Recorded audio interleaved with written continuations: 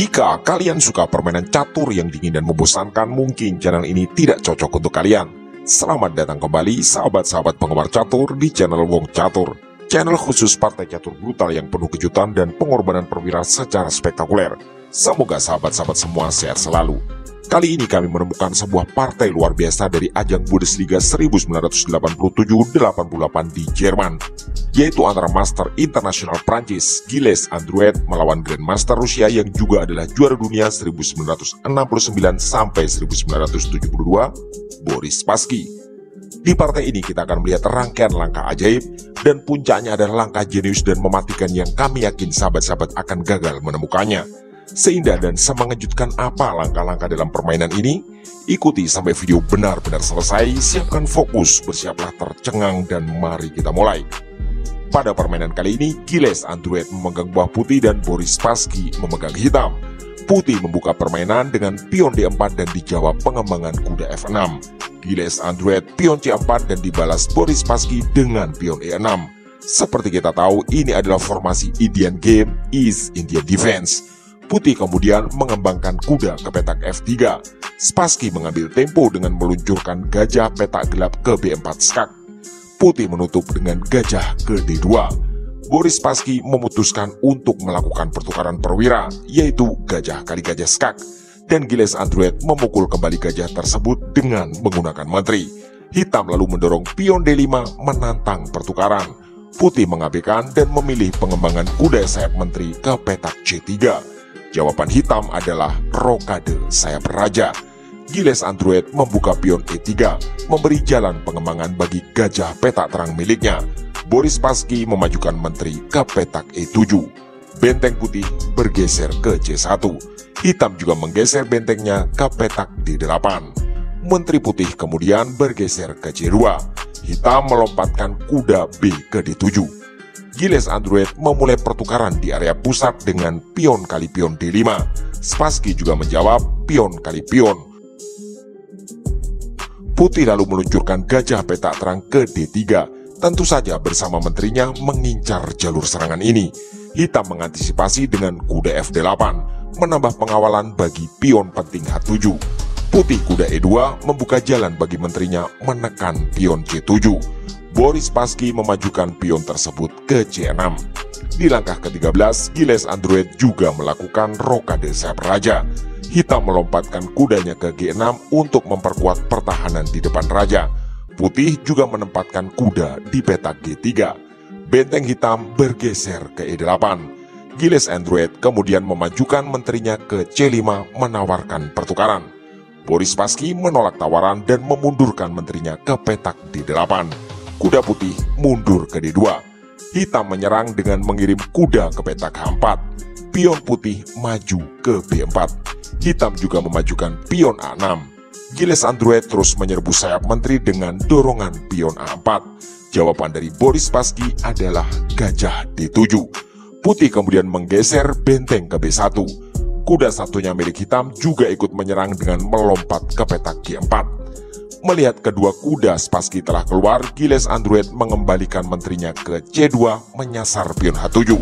Hitam memberi jawaban terbaik, yaitu pion G6. Putih mendorong pion B5 menantang pertukaran. Kali ini Boris Spassky menerima tawaran dan memukul dengan menggunakan pion A. Putih lanjut dengan pion kali pion pula. Kali ini Boris Spassky tidak memukul pion, melainkan mendorong pion ke H5. Gilles Androuet melanjutkan dengan pion kali pion, dan kali ini Boris Spassky juga menjawab pion kali pion. Benteng F milik putih bergeser ke E1. Menteri hitam berangkat ke petak F6 dan kini memberi tekanan pada pion F2 bersama kuda. Gilles Androuet mengantisipasi dengan kuda lompat ke F1. Tentu saja ini memberi jalan menteri putih memberi penjagaan bagi pion F2. Hitam lalu memajukan bentengnya ke A3. Memberi tekanan pada gajah yang hanya dijaga oleh menteri. Sementara menteri juga harus mengawal pion F2. Langkah antisipasi dari putih adalah memajukan benteng ke E2. Pion hitam maju ke C5 mengorbankan diri. Tentu saja langkah ini adalah untuk membuka jalan bagi gajah petak terang demi ikut terlibat dalam penyerangan. Putih menerima dengan pion kali pion. Boris Spassky mengambil langkah terbaik, yaitu kuda ke E5 menambah tekanan pada gajah putih di D3. Gilles Androuet menyelamatkan gajahnya dengan lari ke B5 sambil menawarkan pertukaran. Putih unggul 1 pion. Pion F2 terkawal oleh benteng dan menteri dan sekilas tak ada yang mengkhawatirkan. Tapi di mata seorang juara dunia sekelas Boris Spassky ternyata ada peluang sangat terbuka. Jadi kita sampai di segmen kuis, karena ini adalah posisi skakmat maksimal 5 langkah. Apa langkah yang akan diambil oleh Boris Spassky? Yang jelas ini adalah satu-satunya langkah yang benar agar skakmat maksimal 5 langkah bisa terjadi. Dan langkah apapun selain itu akan membuat keunggulan hitam tergerus signifikan, atau justru putih akan berbalik unggul. Seperti biasa, kami memberi tambahan waktu beberapa detik untuk sahabat-sahabat semua menebak langkah tersebut serta membayangkan lanjutannya, atau pause video ini sejenak jika memang dirasa perlu.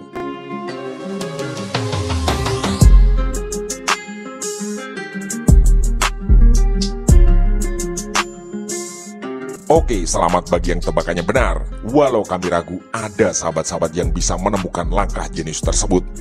Mari sama-sama menahan nafas dan mengencangkan sabuk pengaman, karena langkah itu adalah menteri ke F3 mengorbankan diri. Dan setelah langkah ke-28 tersebut, putih alias Gilles Androuet menyerah. Kenapa putih menyerah? Mari kita bahas. Jika pengorbanan diterima dengan pion kali menteri, maka hitam akan lanjut kuda E kali pion F3 skak. Raja putih terpaksa ke H1. Hitam lanjut gajah meluncur ke H3. Tentu saja rencana selanjutnya adalah bergeser ke G2 untuk skakmat. Tak ada satupun perwira putih yang punya akses ke petak tersebut. Sehingga yang bisa dilakukan putih hanyalah menteri kali pion G6 skak, memperpanjang nafas. Setelah hitam pion kali menteri, putih hanya bisa melangkah random, misal kuda D2, dan hitam akan mengakhiri dengan gajah G2 skakmat. Kemungkinan lain, putih hanya bisa mencoba menteri ke E4. Tentu saja, hitam pion kali menteri. Setelah itu, jawaban terbaik putih demi memperpanjang nafas adalah pion kali menteri. Maka, skenario seperti tadi yang akan terjadi. Dengan langkah pamungkas dari Boris Spassky adalah gajah G2 skakmat. Dan jika putih menolak pengorbanan, misal raja ke H1, tentu saja skakmat akan lebih cepat terjadi. Benar-benar rangkaian langkah super jenius dari Grandmaster Rusia Boris Spassky yang memberi semua pilihan bagi lawannya, di mana semua pilihan tersebut akan berakhir sama, yaitu kematian bagi rajanya. Sekali lagi terbukti, para pecatur di level elit dunia memang bisa melihat celah sekecil apapun yang rasanya mustahil bisa ditemukan oleh para pecatur biasa. Jika sahabat-sahabat ingin diskusi tentang kemungkinan langkah tertentu, kami mohon untuk menyatakan pula angka menit dan detik, agar kami tidak gagal paham serta bisa berusaha menjawab dengan baik. Demikianlah video singkat kali ini, semoga sahabat-sahabat semua puas dengan permainan yang luar biasa indah ini. Dan semoga pula bisa menjadi inspirasi dan referensi bagi kita semua. Kami atas nama segenap kru channel Wong Catur memohon dukungan like, comment, share, subscribe, dan doa agar channel ini selalu belajar dan makin berkembang. Terima kasih telah menyimak, mohon maaf atas kesalahan kata dan sampai jumpa di video catur berikutnya.